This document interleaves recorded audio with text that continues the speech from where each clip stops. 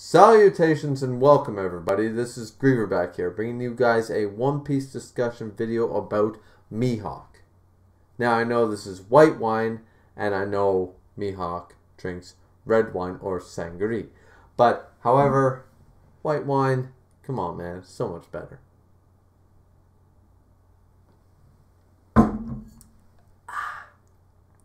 That being said everybody, let's get into this because it's something that Mihawk said in chapter 925 that piqued my interest to make this video. He told Perona, when Perona was ready to leave the island, it might be best that you do, because strange things are happening at Reverie. Remember, he's been reading the papers. And suffice it to say, later on in 925, we get the revelation that at the 4th day of Reverie, the Revolutionary Army leaders attacked and tried to obtain Kuma. And they fought both Fujitora and Ryokogu. Now, we have no information as to how that went. Did they recover Kuma? Did they fail? Did anybody die? We do not know. However, this is a major development. Because remember that Fujitora was there for the sole purpose of getting rid of the warlord system. Screw the Shishibukai system. That was his goal. And for Mihawk to make such a statement, is he playing the safe game? Maybe. Maybe he's playing Safeguard. Maybe he's Lance's Dragonite doing Safeguard in Leaf Green all over the place. Maybe that's his goal. But he states, you know, strange things are happening at Reverie. Maybe this place ain't so safe anymore. Mihawk seems to have some insight into what is going on. It's a potential, and it always has been, that the warlord system is going to be abolished.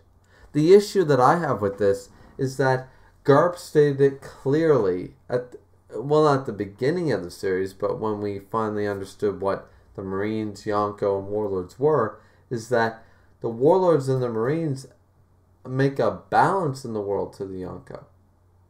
Without the Warlords, not going to happen. Think about it. Without the Warlords at Marineford, do you think that Whitebeard would have failed? Because I don't. A sick, dying Whitebeard did so much devastation to the entirety of the Marine force plus the Warlords. That is one Yonko. This is why the balance of power stems from the Warlords, the Yonko, and the Marines. It's a triangle balance, as Garp explained. And it does have some power struggles, but it's still a balance. You abolish that, you're leaving yourself open to disaster, in my opinion. Now, with Mihawk's statement in 925, we can deduce that potentially the warlord system is actually going to be abolished. That he himself is actually worried to an extent that maybe his status won't garner him any favor anymore. Now, there's a lot of potential for Mihawk. I mean, nobody believes that Mihawk will be in any danger. I mean, if worst comes to worst, he will go to Shanks. And then the world government really fucking needs to fear, because then you have Shanks plus Mihawk. And then, I mean, that's endgame. That's like giving Infinity plus 99 skill points. Like, we're not even going to go down that road. The point is that the warlord system potentially is going to be abolished. We may get this after the end of Wano Act 2. We may see a paper after that. Some other characters reading the paper. We got Blackbeard and Mihawk's reaction to these things. We may get other characters after this to explain things.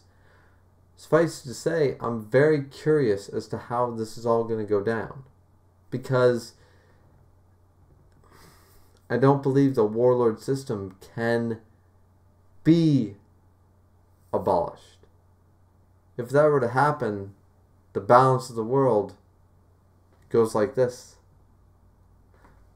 But maybe, I want you to think about this for a second.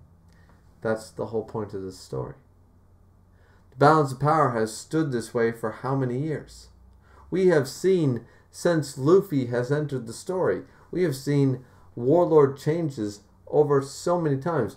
Blackbeard, Jinbei, Crocodile, Doflamingo, Gecko Moria. We have seen the change of so many. Law was even a warlord. We have seen so many changes in the warlord since Luffy entered this story. Suffice it to say, I believe the warlords were okay in their standing for a number of years before Luffy entered the picture. So potentially this has shown the cracks and the problems in the warlord system, as Fujitora pointed out. And potentially this is the start, as Blackbeard said it, this is the battle for the heavyweights going for the throne.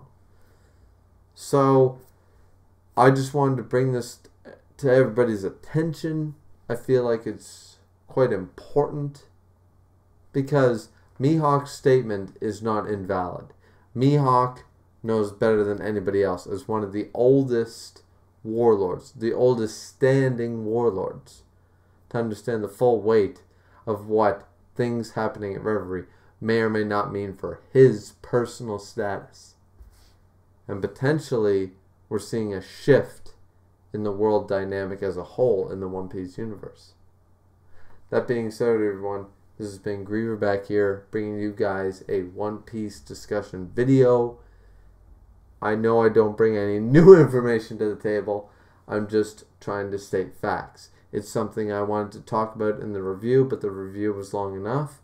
I just wanted to reiterate what I thought about that particular statement by Mihawk in Chapter 925. What do you guys think about that?